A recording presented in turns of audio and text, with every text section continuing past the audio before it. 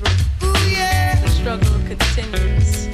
Am I excited to see Pedro Noguera? I actually am, because I think he said a lot of things in his video and in his writing, theories and all that, that we would just like to question.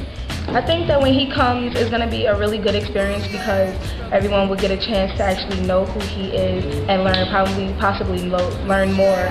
His work is good, so getting to see him would be better. Yeah, I agree. Like, I would like to see him come and make a speech about like the one he did at Mr. Fulham's old college. I hope he do something like that again. In your essay, you write, sadly, the pressures, stereotypes, and patterns of failure that black males experience often begin in school. I say sadly because we might hope and even expect that school might be a place where black males are nurtured and supported, where they receive encouragement to excel and guidance on how to achieve their goals and dreams. Yet for many black males, the opposite is true. My question is, how did you come across this conclusion? Like, did you experience these did you experience what I just said? Like, I had a word, but I forgot. Did you experience this yourself? Or myself? To some degree, I experienced it myself. I grew up here in Brooklyn. I grew up in right in Brownsville. Tilden houses. Anybody know what Tilden houses are? Yeah. So, growing up here and then going to school, I did experience some of that. But I'm also writing from a perspective of someone who studies schools, who goes to lots of different schools across the country. Because it's not just my experience, I see it happening to many, many people. And that's what led me to the conclusion that that school is often the place where the labeling starts. You stated that stereotyping mainly starts in school, like this is a big place where stereotyping starts. How do you feel about that? I think that it happens a lot. I was just at an elementary school this morning before I came here.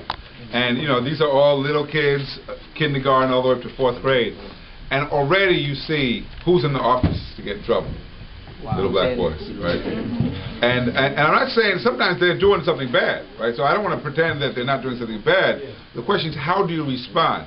If you respond by labeling that child, say you're a bad boy, then what does that do? The child starts to believe, okay, I'm a bad boy, right? I'm going to show you. Especially somebody that age. That's right. They call it the self-fulfilling prophecy. If you tell someone you're dumb, they will start to act like they're dumb. If you tell someone they're bad, they will start to act like they're bad. So what we have to do in schools is to make sure we are not labeling and categorizing people in ways that create the same problem that we claim we're trying to fix. What is your stereotype about black kids? What is your stereotype? What, my own stereotype? Yeah.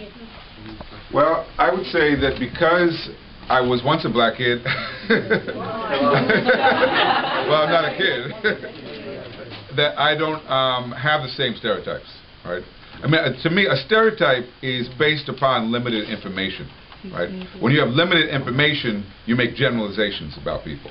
You say, all those people are like this, right? When you are one of those people, then you realize they're not all like that. That there's lots of variety of people out there, and so I feel I don't really hold those stereotypes. At the same time, I think all of us, to some degree, do rely on stereotypes, right? If you think about it, if you're in a neighborhood you don't know, and you need directions, you're going to make judgments based on how, when you look at people, who's a good people to go up, a person to go up to ask for directions, right? Right? And it might be someone you say, well, that person looks like they're confused, or that person looks iffy, right? And you're just looking at them and making a judgment. And that judgment is based on a stereotype. If you have to judge somebody by looking at them before you ask different directions, isn't that discriminating? It is discriminating. It's generalizing. But part of what I'm trying to say is it's human nature too, right? That all of us do it to some degree, right? We look at someone and we make a judgment about them. We see someone is old, someone is fat, someone is skinny. We make judgments based upon, I know, but a lot of times those judgments are wrong. We see someone who's tall, we assume that might be a basketball player. Is everybody who's tall a basketball player? No. Sometimes there's some short people who can play basketball, right? So I'm saying we all do it to some degree. Where it becomes discrimination is when we make a judgment based upon some limited information, and now we say, I think that person is a danger, I think that person's not so smart. That is, we use the judgment, the stereotype, to put that person in a box and limit them. And if we have power over that person, then that becomes a way to really discriminate. Isn't that what teachers do? Some teachers do that. And some teachers are aware of it, but many teachers are not even aware that they're doing it. So my question is, how could someone stereotype and not even be aware they're doing it?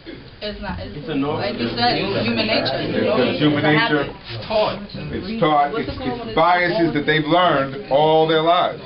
Do you believe that our stereotypes and our racial profiling begin to hinder or control us as a black community? They can, because sometimes we believe the stereotypes about ourselves. We internalize the stereotype. What strategies would you give to students that want to prevent this from happening? So the main thing is, once we know what the stereotypes are about us that are out there, we have to also recognize how those stereotypes can limit us, right? And then we have to work to defy the stereotype. So one of the stereotypes is that we're not smart, right? That's not part of our identity, right? Well, pursuing knowledge, seeing yourself as an intellectual, someone who is seeking out information, right, is an important part of gaining power, because knowledge is power. And you have to be able to commit yourself, say, I don't care what the stereotype is, I want to read, I want to learn more, I want to go to college, I want to study, because that's where power is, and that's one of the ways you defy the stereotypes. Why do you think, even though we are like aware of these stereotypes and that black people go to jail, black men don't take care of the kids, we don't try harder to break through them? Because I'm still seeing men not taking care of the kids. I'm still seeing black men dropping out of school. I'm still seeing, you know, girls walking around with short skirts and looking like, you know, floozies and just going everywhere. And we know that these stereotypes are there. So why do you think that we don't try to change them? Okay, so it's about conditioning. There's a great quote by Carter G. Woodson. Carter G. Woodson is a famous black historian. He has a quote. He said, if you put someone in the back of the bus for long enough, even when you tell them they don't have to sit there anymore, they will go to the back of the bus. Why? Because they think that's where they belong, right? And that's part of the conditioning. So I talk to young men a lot of times who don't know their father, right? And they really feel a sense of longing. They would like to have known their father. But when they get a chance to have children, they do the same thing their father did, right? Because they've been conditioned to repeat the behavior. And what it is they're not taking control of their lives, you know? And that's what we have to do. We have to take control of our lives and not just operate out of conditioning. I'm amazing.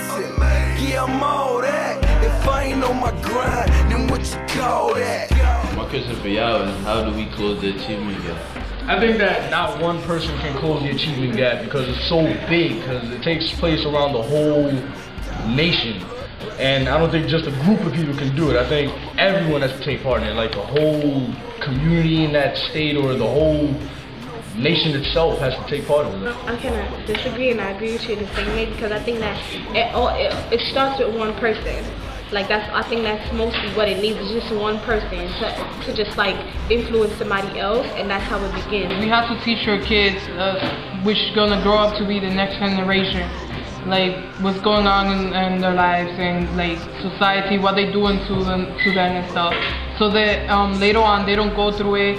They stand up for themselves and they do something better, and they don't fall in the achievement gap, or they don't fall under racism and stuff like that. Yeah, you gotta aspire for it. You have to aspire to achieve, you know, and that's the ultimate goal, you know. Have some type of goal in life to be on top, not always on the bottom. Yeah, because to close an achievement gap is to aspire to achieve the bigger goal, the bigger, you know. We were discussing this. It's enlightening. We're being enlightened right now. All we need is one person. It didn't take a group of people, a group of scientists to do this. It took one person to stand up and say something about it.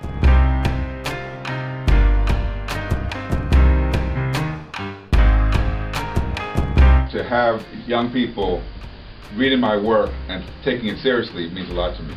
Thank you. Can we have another round of applause?